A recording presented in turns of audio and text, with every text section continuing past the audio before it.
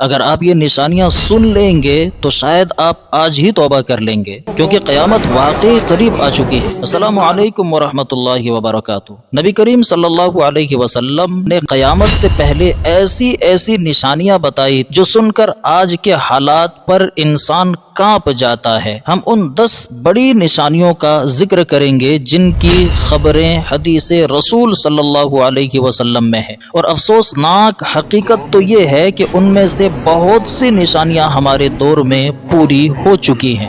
Number 1، Ghulam عورت اپنے مالک کو جنم دے گی۔ صحیح مسلم کی حدیث ہے۔ اس کا مطلب یہ ہے کہ عورت جس بچے کو جنم دے گی وہ بچہ آگے جا کر کے اپنے ماں باپ پر حکومت کریں گے، اپنے ماں باپ کے نافرمان بنیں گے، اپنے ماں باپ پر حکم چلائیں گے، والدین ان سے ڈریں گے، خوف کھائیں گے کہ ہمارا بچہ ناراض نہ ہو جائے، غصہ نہ ہو جائے، خوف محسوس کریں گے۔ اسی کو فرمایا کہ عورت اپنے مالک کو جنم دے گی۔ نمبر 2، ننگے پاؤں والے چرواہے بلند عمارتیں بنائیں گے۔ آج دیکھیں خاص کر دبئی، ریاض، دوحہ، سعودی عرب کے الگ الگ جگہوں پر اتنے بلند ترین عمارتیں بنائے جا چکے ہیں۔ اگر آپ 200-300 سال پہلے کے وقت میں دیکھیں تو انہی لوگوں کے پاس پاؤں میں پہننے کے لیے چپل تک نہیں ہوا کرتے تھے۔ نمبر 3، علم اٹھا لیا جائے گا۔ بڑے علماء وفات پا جائیں گے جو آج ہو رہے ہیں، جو علم کے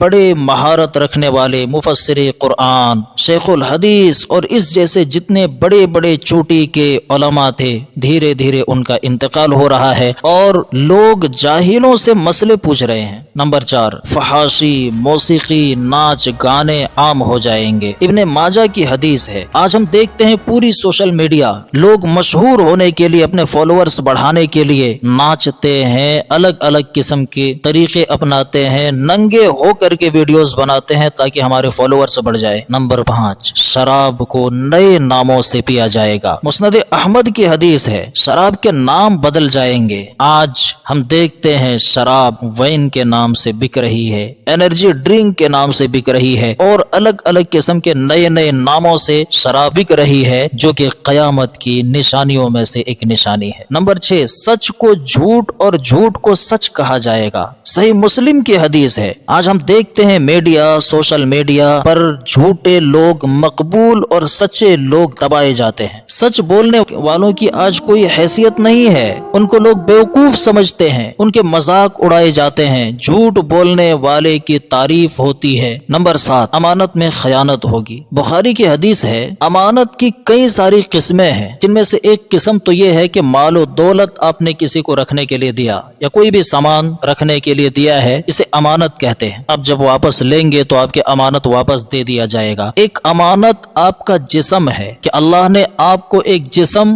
روح کے ساتھ، جان کے ساتھ ایک جسم دیا ہے جو اللہ کی امانت ہے۔ آپ اس میں کمی نہیں کر سکتے، اپنے جسم کو تکلیف نہیں دے سکتے، اسی لیے تو خودکشی کرنا حرام ہے، کیونکہ یہ جسم اللہ کی امانت ہے۔ آپ کیسے اس کو تکلیف پہنچائیں گے؟ روح اللہ کی طرف سے دیا ہوا ایک امانت ہے، آپ کیسے اس کو نکالیں گے؟ جسم کا کوئی حصہ کھودنا، کھدوانا یا کٹانا، یہ تمام چیزیں حرام ہے، کیونکہ یہ اللہ کی امانت۔ ایک امانت ہے آپ کا کاروبار۔ آپ کاروبار کرتے ہیں، آپ کا کوئی دکان ہے، آپ کے دکان کے اندر جو سامان ہے وہ سامان گراہکوں کی امانت ہے۔ آپ کو پیسے دے کر کے جو گراہک لے کر جاتے ہیں، آپ اس کے امین ہیں۔ آپ بطور امانت اس کو صحیح سلامت رکھیں گے، آپ اس کو یوز نہیں کر سکتے، استعمال نہیں کر سکتے۔ اگر آپ اپنے دکان کے سامان کو استعمال کرتے ہیں اور پھر بھی نئے سامان کے قیمت پر آپ بیچ رہے ہیں تو یہ آپ امانت میں خیانت کر رہے ہیں۔ شریعت کے نظر میں آپ دھوکے باز ہیں،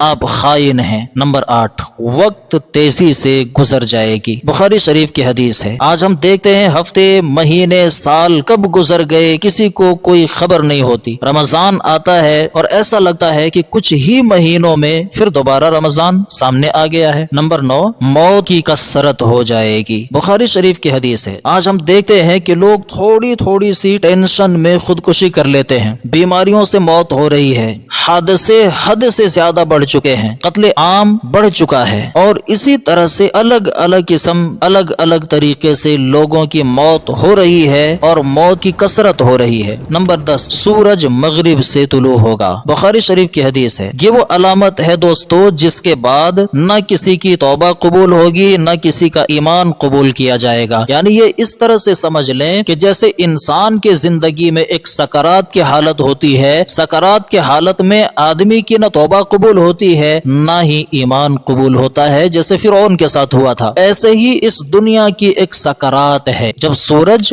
مغرب سے طلوع ہونا شروع ہو جائے گا اس وقت کسی کی ایمان قابل قبول نہیں ہوگی، کسی کا توبہ قبول نہیں کیا جائے گا۔ میرے عزیزو، قیامت کب آئے گی یہ اللہ ہی جانتا ہے، اس کے علاوہ کوئی نہیں جانتا، مگر اس کے علامات روزے روشن کی طرح واضح ہو چکی ہے۔ اگر ہم اب بھی نہ جاگے، اب بھی اگر نہ سدھرے، اب بھی اگر سیدھے راستے پر نہ آئے تو پھر کب جاگیں گے؟ نماز، قرآن، سچائی، اخلاق، ایمانداری، یہی بچاؤ کا راستہ ہمارے لیے ہے۔ اگر یہ ویڈیو آپ کے دل کو چھو گئے ہوں تو شیئر کریں تاکہ اور لوگ بھی سنبھل جائیں، اور کمنٹ کریں کہ کون سی نشانی آپ نے خود دیکھی ہے، محسوس کیا ہے۔ سبسکرائب کریں ایسی اور سچی ویڈیوز کے لیے۔ جزاکم اللہ خیرا۔ السلام علیکم ورحمۃ اللہ وبرکاتہ۔